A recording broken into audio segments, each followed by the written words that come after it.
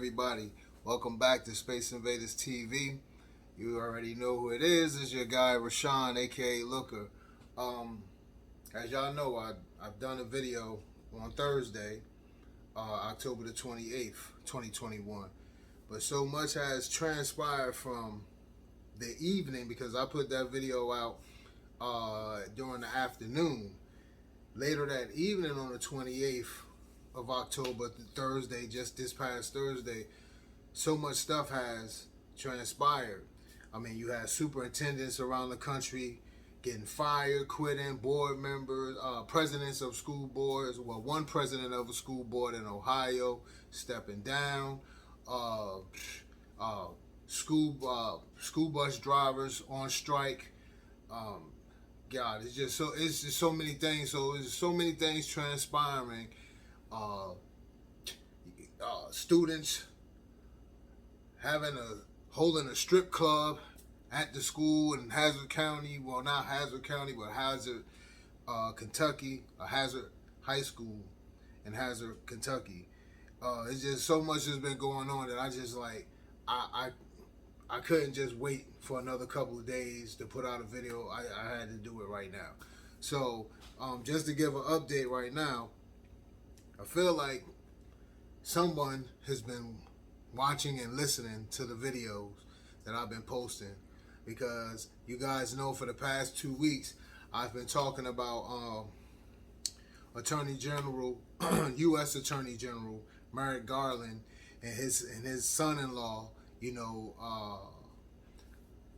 his company Panorama is the company that distributes the CRT, the critical race theory, to the schools. And I was talking about to not only to just any school, to all the schools around the country. He's been his son-in-law Zan Tanner. You guys know how I've been talking about that for the past 2 weeks. So it's like I feel like someone's been listening to my videos, and now is the legal firm that is filing a claim against Garland concerning a conflict of interest. Like I've been saying, that's a conflict of interest.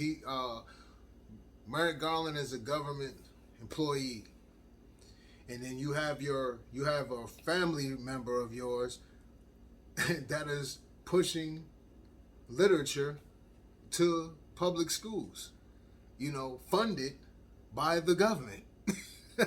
So that's a conflict of interest. So I was saying that, and for the past 2 weeks, so now there's a legal firm that's up on it.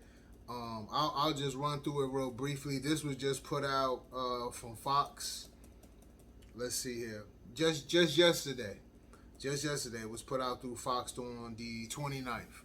So here's a brief rundown of it. A legal firm has filed an official request with the Office of Government Ethics to investigate a possible conflict of interest between Attorney General Merrick Garland and his son-in-law's business that promotes critical race theory in classrooms.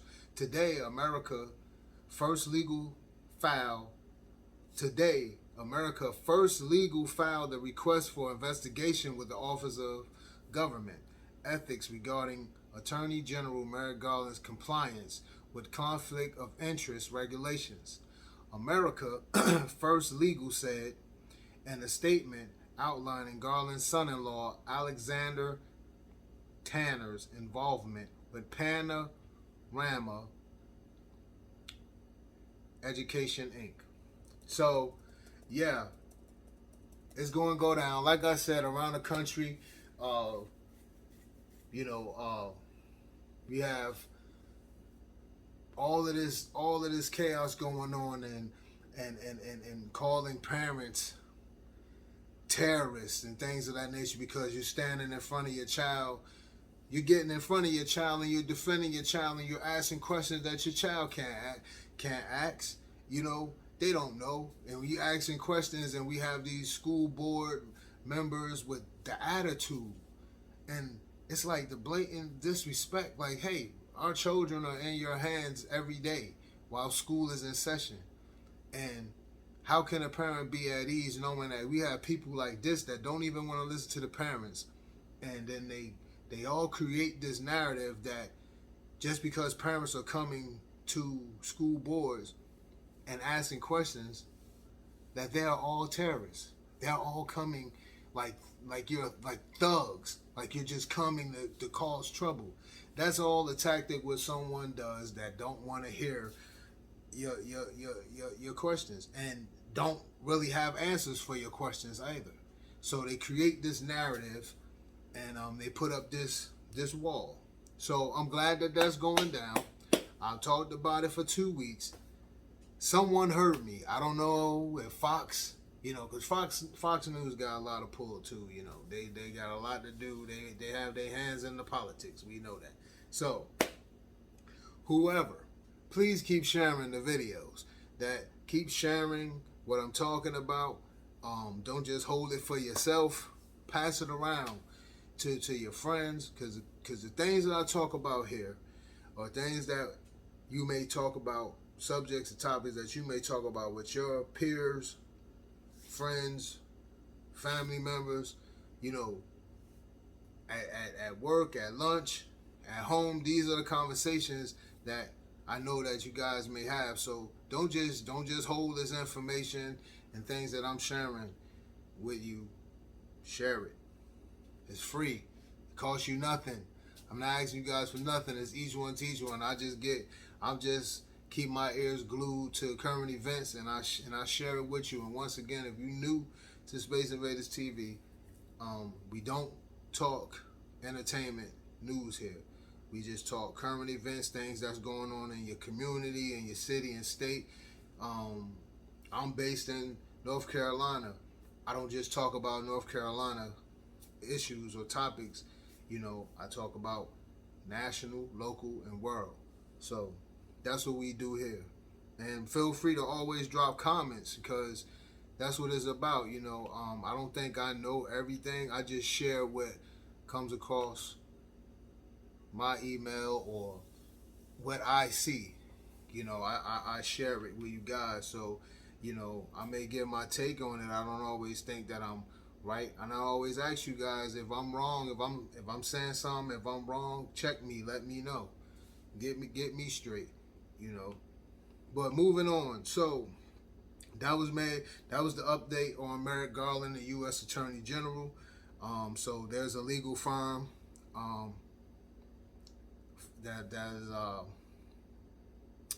filing a suit against him with the conflict of interest with his son. So moving on, we have the California board member had a hot mic.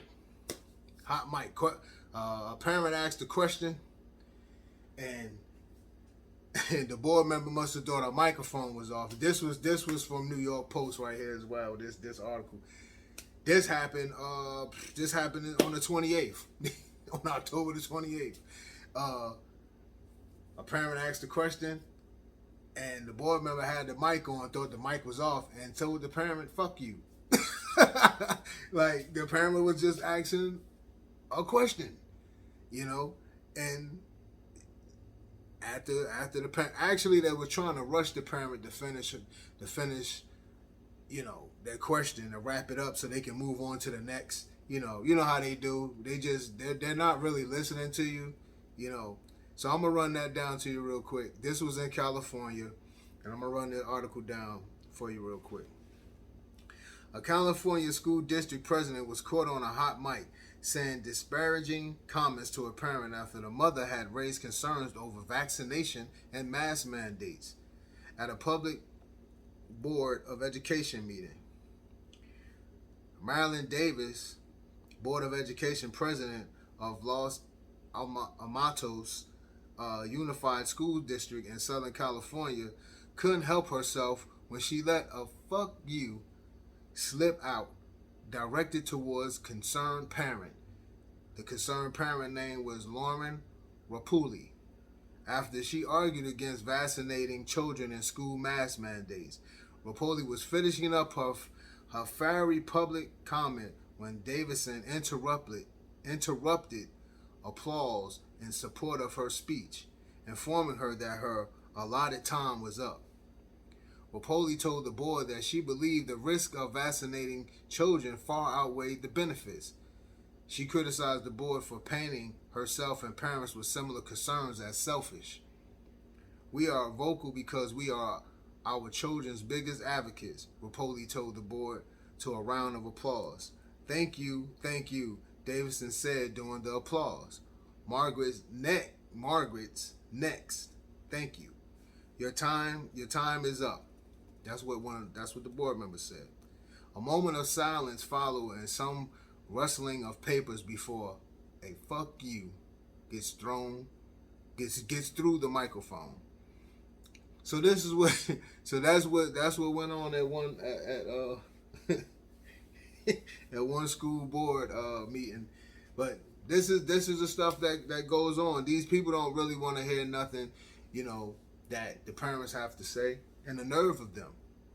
You have to sit and you want to wonder, like, hey, like I just recently said, we have our children are with them 8 hours, 9 hours out of the day. They're in the hands of these people. And I'm not saying the teachers. I'm not blaming teachers. I'm just saying the people who are laying the rules out, school board and superintendents. And if they have the mentality like that, it's like, wow. Indeed. So we supposed to be okay, be at work okay with our children are left in the hands of you people, and a lot of things that they're doing with this, even when we go back for a minute and talk about the critical race theory, that is a lot that is one of the issues that the parents have, that many of us have, because it's like, hey, that's not your place to even speak that. Talk about those things to our children. Let the parents be the ones to present these life issues to our children. You guys are to plot, plan, and strategize how to teach our children for the future to go on and be productive citizens. That's not your job. That's something that a family, that a child needs to do. Have those conversations with the parent, and you don't know what time frame us parents have to where we want to pick a time to talk to our child about race issues and things of that nature, because you want your child to be a child. But you also want to jump in front of the bullet so they want to experience certain things, but you don't need no one else talking about these things and confusing your child, and critical race theory, that whole thing, and who's racist, who's not. Can you identify this as being racist? Do you know this type of person is? That's what critical race theory in lame terms, like, that's what it's about. Identifying, do you know this being in this type of neighborhood, or if someone says this to you, does that mean that they're racist? Or it's just all playing with the children's mind. And I feel like, with that Zan Tanner, Merrick Garland's son-in-law, and I'll say it again, and his Panorama Inc., I feel like that's a sucker move to even try that with the kids. We need to have those conversations. Once again, I said this in a previous video, and I'm going to say it again. Those conversations, when we talk about race and theory, whatever you want to call it, classify it, we as people, adults, we need to sit down. We haven't had that conversation. We haven't sat down as adults, as a people in this country, black, white, whatever, and had that conversation. So you going, undermining, and going towards the children, that's a sucker move. That's what we call a sucker move. So no, that's never cool. We always say, when as a kid, your parents let you know when you were stepping out of line and getting in the adult business, right? So we have some adulting that we need to do, and the children don't need to play no part in that. So that's a real sucker move right there. And I hope that, which I already know, in Merrick Garland, this whole thing is going to get tossed, so we won't have to worry about, because I feel like the school board felt some type of, and they felt empowered to, but at the same time, you're stepping over the line, and you're messing with, you're starting to straddle the fence with the freedom of speech, and now allowing parents to voice their opinion. And we're talking about our children. You can never be wrong when you're talking about your children. When you asking, well, I should say, when you asking a question about your child, you should never, and what's going on day to day and how things are going. When, in what world, when does that happen? You hear school boards all over before, especially before this whole COVID thing. It was always, we want the parents involved. We really want you guys to come and show up to board meetings. We want to hear your input. Now, they don't want to talk. They want to classify everything as being like you're coming irate. That's not fair, and that's not right. And the only thing that is just someone trying to, they don't want to answer the questions. So they're trying to find another way to back out. So let's move on here. What else that we got going on? Oh, so we have Mays, Kansas. We have a superintendent that's just stepping down there in Mays, Kansas. And I like to think, when I read over this story here, the superintendent is announcing his departure. And I like to think here that maybe it just come to a point where, like I've said before, if you've been following me, I said before, if you feel like you can't do your job and you're trying all you can and things are just not working out, your ethics and morals and what you stand on, you have to step away. Sometimes it's just not, it ain't, things are just not lining up. And I feel like this is one of these situations at one of the district here in Mays Public School District. Superintendent of Mays Public School has announced he is leaving. Dr. Chad Higgins announced he would be resigning following the conclusion of the 2021-2022 school year. Higgins sent out the following message to parents on Friday, meaning October the 29th, 2021.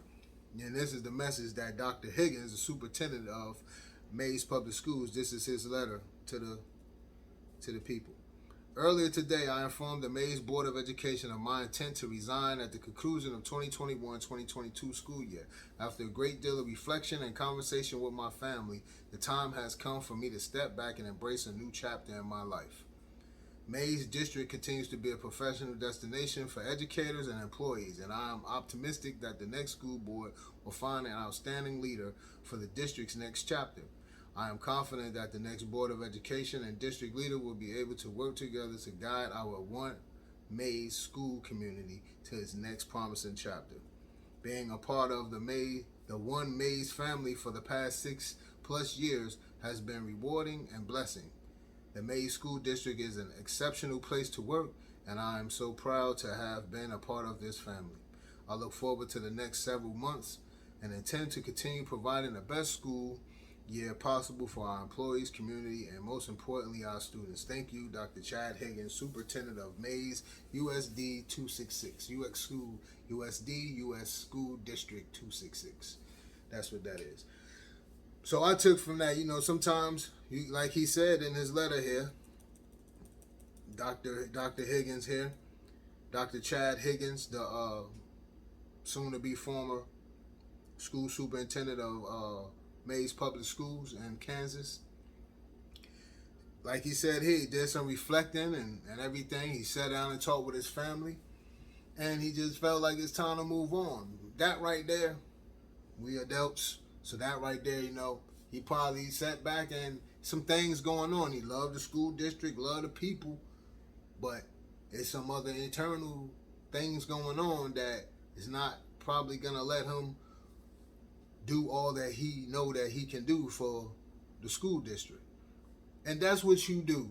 Instead of staying in and then things gonna go wrong, and then it's gonna fall on you, hey, it's better to step away sometimes if you can't fix the issue or get in front of that boulder that's going to start rolling downhill. You know, that's the best thing to do. So it's like, hey, I'm going to leave on a good turn. That's how I took it, you know, because I just spoke about this early on when I was talking about the superintendent of Guilford County Schools, Sharon Contreras, and the board members. So moving on, that's Mays, Kentucky. So we're going. These are all things that have taken place between this week, the ending of this week here, between October the 28th and the evening of October the 29th. A lot of things are happening. Another big thing that's going on that you guys probably heard and you've seen the title on. We got a high school, Hazard High, in Kentucky, in Hazard, Kentucky. Okay, you had the students there. They had a pep rally. Okay, this week. I want to say it might have been the 28th, Thursday, the 28th.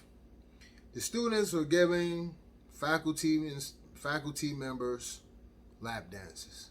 Yes, lap dances. They had a full-on strip show going on. You had some of the girls. You had the girls dressed in Hooters outfits, parading across the gymnasium floor. This is all going on. You probably seen the pictures here in the slide at the beginning of this video here. This is all what's going on. Let's run this down here. School district issues an apology after photos appear to show students giving faculty members lap dances during homecoming festivities. Yeah, and have you seen the pictures? I mean, that the faculty members are smiling all while this going on. And mind you, some of those pictures that you've seen, those are male students now, dressed up like women and giving male faculty members lap dances. Yeah. Hazard, Kentucky. A school district issued an apology after photos circulated online that appeared to show students at Hazard High School in Kentucky giving faculty and staff members lap dances during homecoming festivities. Pictures posted to the Hazard High School athletics Facebook page, which have since been taken down, allegedly showed students in underwear giving lap dances to faculty and staff members, while additional photos appeared to show students and staff spanking or paddling each other. Hazard Independent School District Superintendent Sandra Combs wrote in a letter to the community that she became aware of concerns raised by the pictures late Tuesday evening and initiated an investigation into the incident the following morning. She says the activities were part of homecoming festivities and were driven by students. We strive to foster creativity in our students, but unfortunately this time it was carried too far. You think? Combs wrote. Spirit Week at Hazard High School has a long and celebrated tradition. Homecoming activities were planned as a celebration for students, staff, and the school community. All were intended to be fun and good-natured. However, the activities did not play out as intended. Combs went on to say that appropriate disciplinary action has been taken following the investigation and that moving forward, Student Activity Committee will be developed to review all student-led activities. While we value our student creativity, we also must ensure that it is focused in an appropriate direction and will be more vigilant toward that goal in the future, she wrote. Training is also being held with staff members to make sure this does not happen again, Combs continued. At the end of the day, the lighthearted activity simply got out of hand, you think? And for that, we apologize, she added. In the future, we will strive to keep the lighthearted, fun nature of school activities without the inappropriate behavior. All right, if I was a parent in this situation and my child was there, I'll be outraged. You know, I'll be really outraged. And what's more, what makes me raise my eyebrows even more is that, because if you watch video, I've seen some video clips of it, and I thought to post it, you know, to add it to my video here, but nah, their children, you know, I showed the video, I showed the pictures, their faces are blurred out, but nah, I'll be outraged. And it's kind of raising the eyebrow with me why you're not hearing from the parents in this situation. But when I watched the video, I understood because I heard a lot of people laughing in the background while this was going on. The video that I seen of the students giving lap dances, and you might can still find it somewhere online. I'm for sure if it's on YouTube, you might can find it unless YouTube took it down. I doubt it, but if they posted it to YouTube, I'm for sure they probably have. They even had the nerve to post it to their own Facebook page. So I'm like, what? Where was the principal at? When normally when you have homecoming events, the principal is there. The principal, vice principal, they're all there. Where were they at? When this was going on. Why are we hearing from like their school superintendent, and not from their school superintendent, Sandra Combs? Why are we hearing from her? Why are we not even hearing from the school's principal and vice principal? That is alarming in itself. You need to fire that principal. And why haven't first? And another thing is, what make the students and faculty members? They're a little too comfortable with that. First of all, where is the real adults at in this situation? Those were grown freaking men there. If you see the pictures that I had at the beginning of this video, those are grown freaking men sitting there allowing these children to lap dance on them and giving them standing lap dances at that. These were grown freaking men. And I'm saying they were grinning from ear to ear. And I'm wondering, like, what makes everyone so comfortable in this situation? This is the behavior that's going on around Hazard High School every day? Because for these children to feel that comfortable, these students to feel that comfortable to do that, it's a little something else that you need to be doing a little deeper investigation. Not just investigating this homecoming event. You need to go a little deeper with what's going on every day around this school here. Because that's a little suspect to me if you ask me, buddy. Like, I don't know who's feel comfortable. Then you got the girls in Hooter. Why is high school girls, okay? This is a pep rally. Why aren't you in your high school garb? Why aren't you wearing your high school gear? Why are the students, why do they feel the need to wear Hooters outfits? And if we all know, just last week a big thing came out about the Hooters outfits because some of the Hooters girls didn't like the new shorts they had to wear that rides a little bit too far in their cracks. So that's been a talk. That was just last week. That was talked about, ironically. And then this week they doing that. You got these young girls, these high school girls, parading across the gym floor doing a pep rally. Was supposed to be a fun event. Just everybody's excited. Why are we having these these sexual activity type going on? And why are these adults allowing it? No one thought to stop this. Nah, Sandra Combs, superintendent of schools there in Hazard County, or Hazard, nah, you need to dive a little deeper in what's going on day to day in that high school. Not just for that pep rally. You need to go a little deeper, because something else is going on there for them children to feel so comfortable to do that. And not only that, these male students were grinding on the male faculty members. I didn't see any females in none of those pictures. I seen all male faculty members. And I believe there probably was a few coaches in there too. So why were they so comfortable with that again? That's what we need to dig into, because that's a little subject. And I was a parent. My child went to Hazard High School in Kentucky.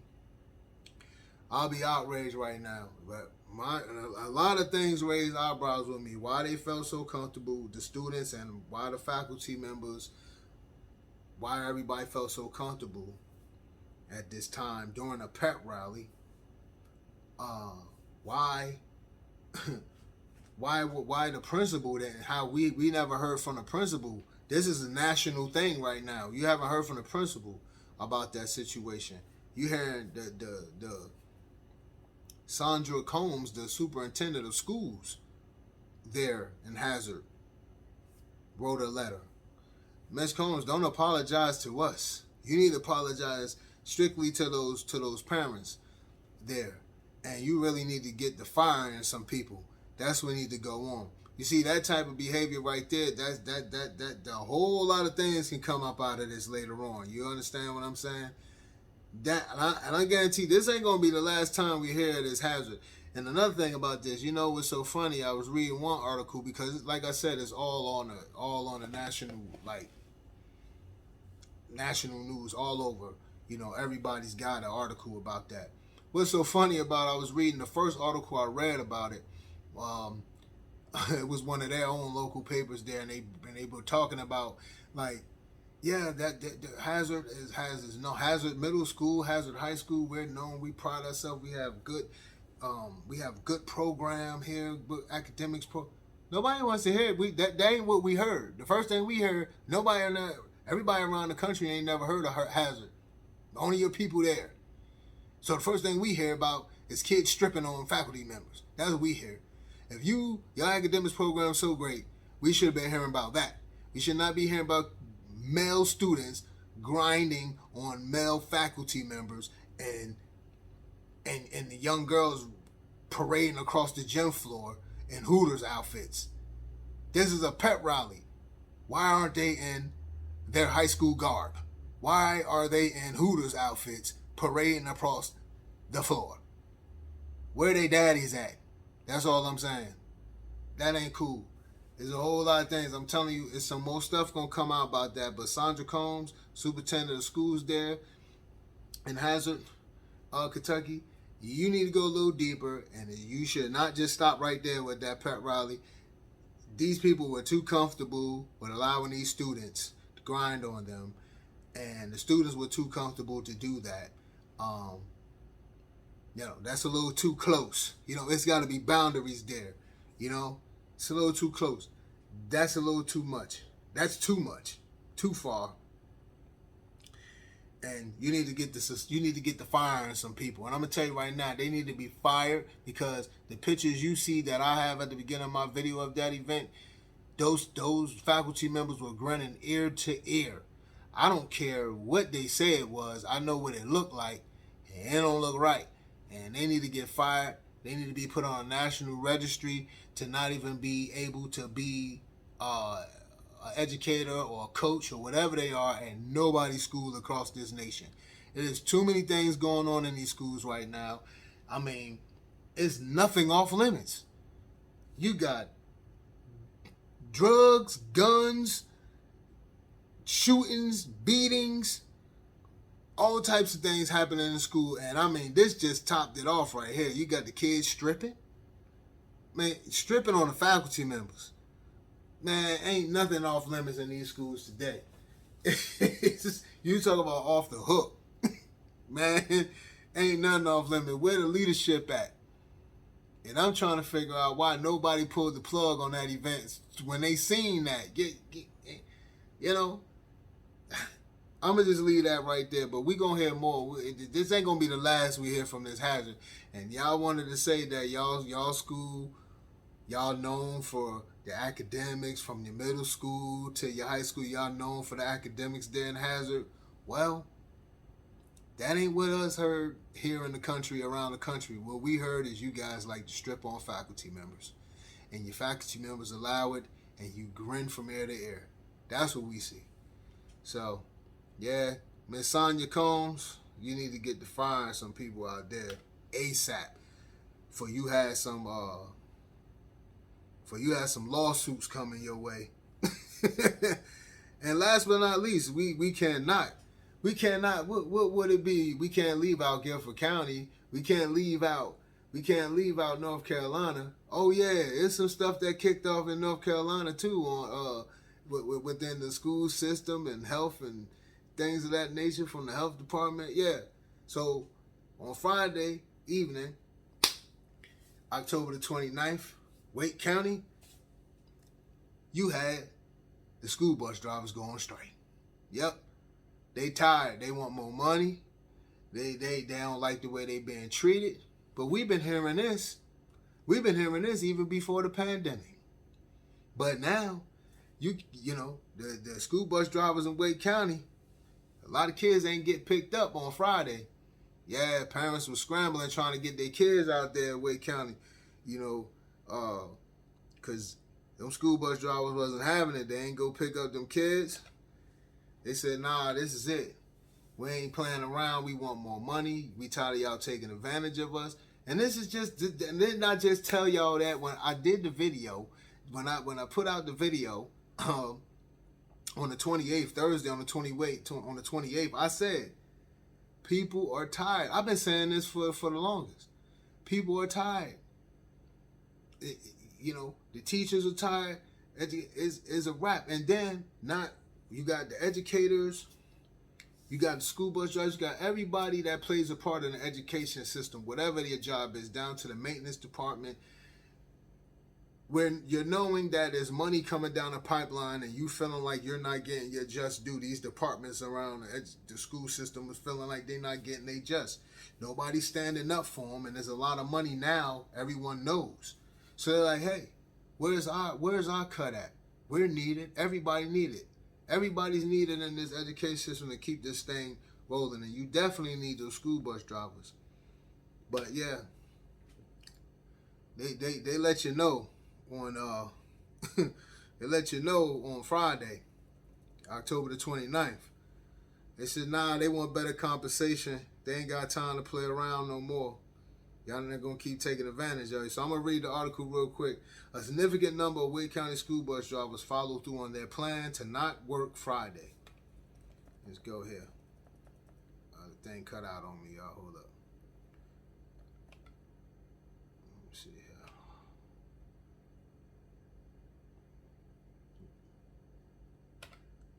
Get back to it for y'all real quick. All right.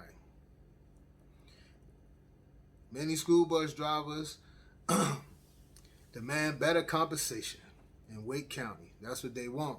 This came from 11 ABC. A significant number of Wake County school bus drivers follow through on their plan to not work Friday. Wake County Public School System has not specifically said how many school bus drivers participated in the work stoppage Friday, but there are reports of many buses not showing up on time and long lines to drop off children at schools across the county. About 200 buses, or a third of the fleet, were not running Friday. Whoa. The district's official statement released Friday morning was as follows. Again, this is out in Wake County. Families, many of the school district bus routes are not running this morning. We apologize for the inconvenience. Check your child's bus route. You will need to provide transportation this morning and make plans for this afternoon. If the route is not covered, please check social media and school websites. The same problem happened again at the end of the school day and possibly even next week. The school district warned that parents should make plans to pick up their students if possible. Know that we are working to address the root causes of this issue, but for today, our primary concern is to ensure student safety, the district said in a statement Friday afternoon. So yeah, once again, the school bus drivers warned them at Wake County Public Schools. They told them they knew they heard they was gonna walk out. They should have jumped in front of that bullet before that. But once again, they playing games. What I said the other day, partying and bullshitting.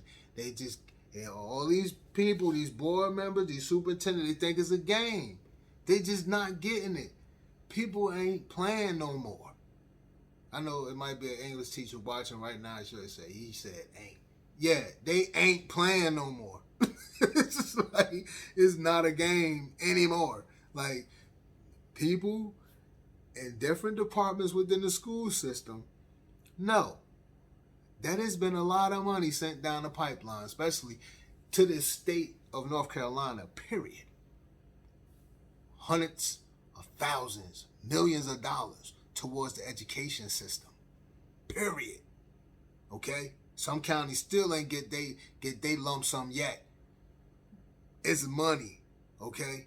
I gotta go back and look into my notes and remember the exact total amount. But there's a lot of money for the education system. And these employees know that. So they're walking out. They're not having it no more. You need every part.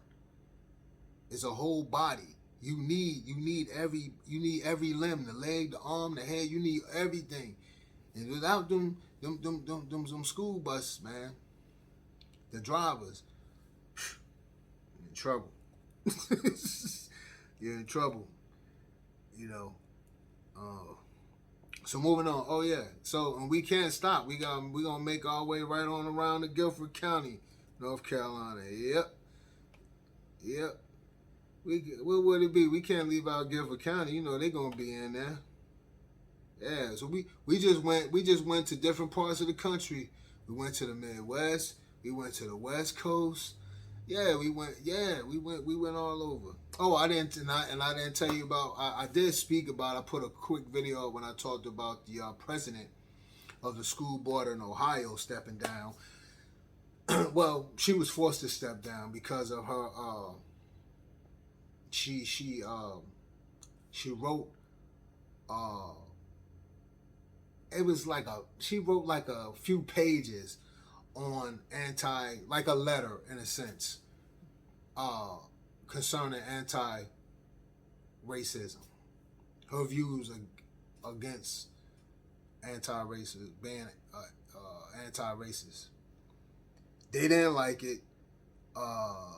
The governor or whatever of Ohio, they did not like that, and pretty much let her know that she won't be, I think it was her. She was gonna be. There's gonna be time for her to.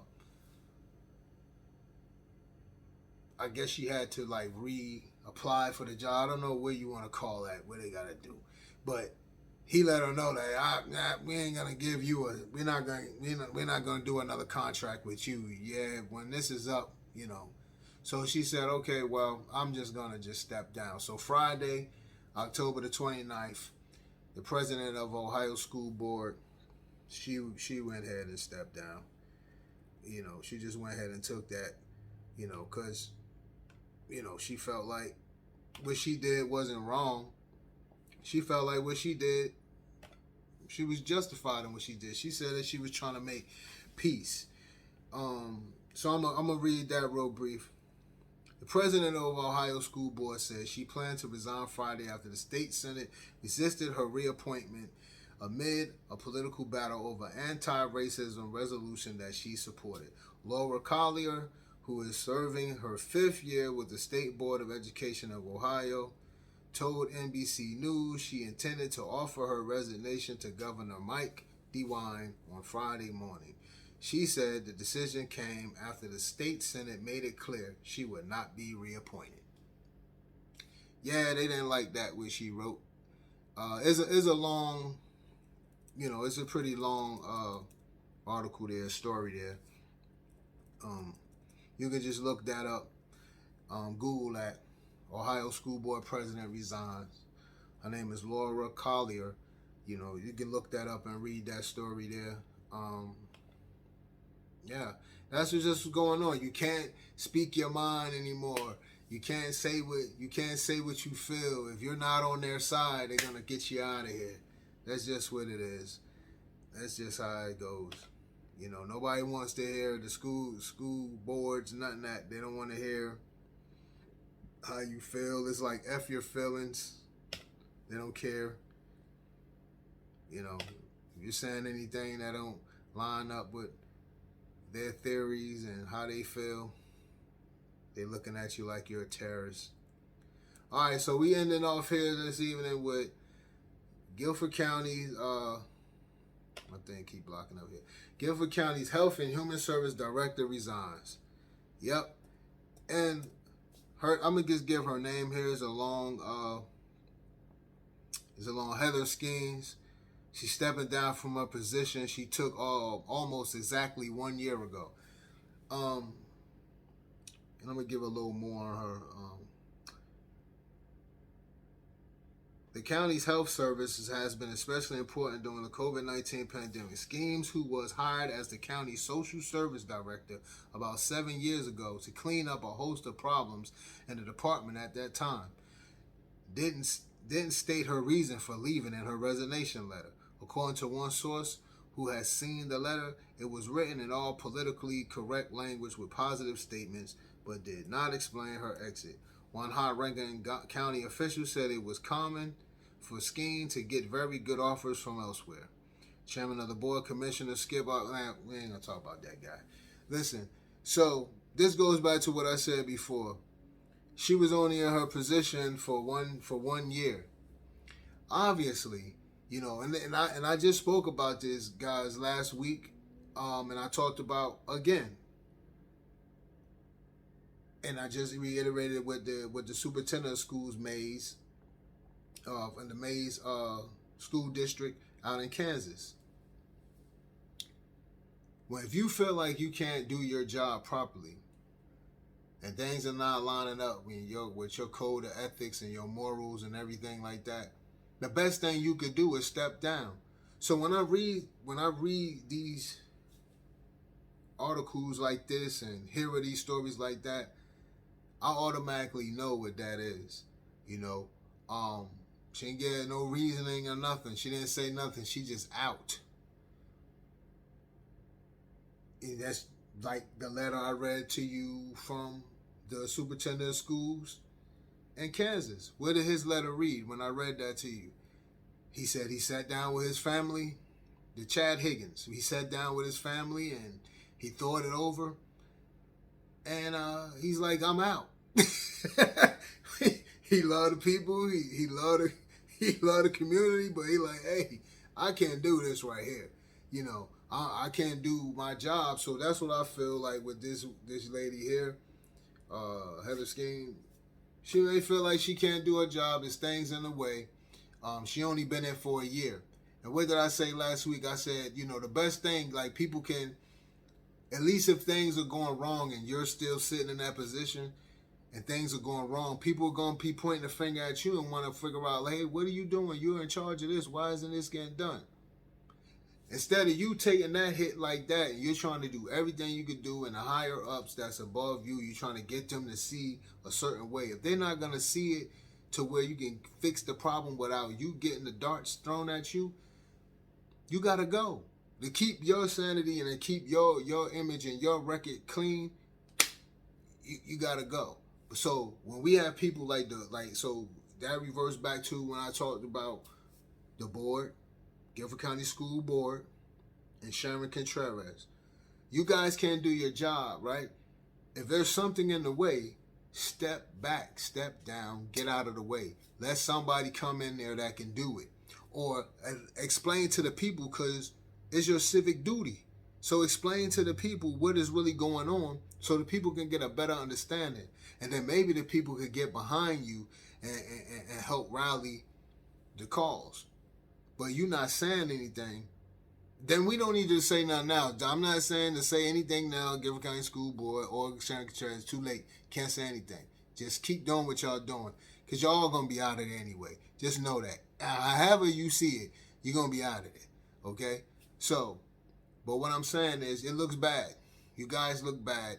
And you continue to sit in a position, and you guys move around the city council, and then you move into school board. You guys moving around, but the same problems are there. They never went anywhere. When we think about the school system, these schools are 50 years old, 50 plus years old. The average school in Guilford County is 50 plus years old, and a lot of you people been playing around in these school boards and city council. These problems ain't being fixed. When you think about the school board, then you say the county commissioners. You guys handle all things county. The schools are part. Guilford County Schools, Guilford County Commissioners. Yeah, that's your job. Why have y'all dropped the ball all these years? Look at some of them county commissioners. Them jacks are old up there. Them guys, look at them. You tell me. They've been around. Why they don't care. They don't care. They don't care. They worrying about their positioning themselves. And that's all it is. And like I said before I wrap it up, this pandemic has allowed us to pull back the sheet on everything wrong in this country, everything wrong in our communities. You know what I mean? And that's just it. And you have the forces. Humans are trying to fight with the force, of nature. Like you can't fight. You can't fight that. Man ain't strong enough. And they keep fighting with it. You're gonna lose, and they losing. As I said, the county commissioners, they cease up. You got a few of them. Check the website. Check the Guilford County Commissioners. You'll see all of them. They're up between 2022 and 2024. Those seats gonna be up. Watch all of them start trying to position themselves, and they know one of the big topics is education, the school system here. Watch they all start trying to use that. Those that want to stay in them seats, and the board members, watch them all try to stay in the seats. That redistricting, watch that. All they trying to do is move the goalposts. I ain't even got to dig deep into that to let y'all know what that is. The county commissioners, the school board, now they not even on the same page with that. The county's like, I don't know if Guilford County schools are gonna be on the same page with us, if they're gonna be lining up with our districts, but I know we're gonna be doing this. So everybody's trying to move the goalposts to fit themselves. That's all it is. To stay in their positions. But a change of guard is coming for all things. And when you think about politics, the old ways of doing business is done. I don't care what they say. The old ways of doing business are done. People are tired. People are tired. And those lame old, people not going back to work because there's no more unemployment. No more extra. Like I said last week, it was 1.7 million people created jobs during the pandemic. So you just think of a quarter of them, they were able to position themselves to give other people jobs, and take care of people and take care of the employees better than with some of these other corporations or things. The people not trying to go back to be in a position where they're not needed anymore. Like I said before, the first time any of us, nobody can't say that they ever heard essential and non-essential workers.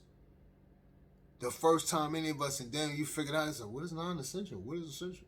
And they said, oh yeah, all the essential workers, garbage truck man, city workers, county workers, truck drivers, you work in a grocery store, like all that, gas stations, service stations, whatever you want to call them, hospitals, you're essential. EMT, firefighters, policemen, yeah, you're essential. Everything else, non-essential. And it's like, what? So I can't go to work? So when people, that thing right there, and if you got a family and then you hear that right there, you're like, wait a minute, so you telling me I'm what? So yeah, they have a classification. So people got to figure out, and they start figuring out, I got to make moves and choose a different way, because this ain't doing it. I can't be in this position again. If this ever happened again, I can't be put in that position like that. I can't allow nobody to tell me what I'm not essential. I'm not needed. I'm not worth it. You sit home. Can't go through that. You think every person wants to have to depend on the government for some type of assistance? No, not if you were working class. If you were working class, you would love to get a little handout here and there. But you think every working class person wants to be, if you independent like that they want to depend on getting help and somebody telling them how much they can make how much that what they can give them and what they can't give them far as assistance. You know, this is how much we're gonna give you for food, or this is how much we're gonna give you for your rent, or this is how much you know, independent people don't want that. So we can't let that narrative be ran. Just the same way a lot of narratives being run about parents with the education system, and they're just because parents are speaking out, they're classified as terrorists and hoodlums and, you know, troublemakers. Come on, because you're standing up for your child. Really? But yeah, that's my time, ladies and gentlemen. I just had to come on. I wanted to. It was just too many things going on around the country after I put the video out Thursday afternoon on October the 28th. After October, the evening after from the evening of October 28th to the evening of Friday, October 29th, 2021, the bottom just fell out around the country. So much stuff just went on. So I just had to just drop those topics on y'all, drop those, you know, situations and let you guys know. But that's my time, ladies and gentlemen. Peace and blessings to you all. Y'all have a good night. Until next time, this is Space Invaders TV. I'm gone. And as always, student lives matter, teacher lives matter. Peace and blessings to everybody. Stay safe.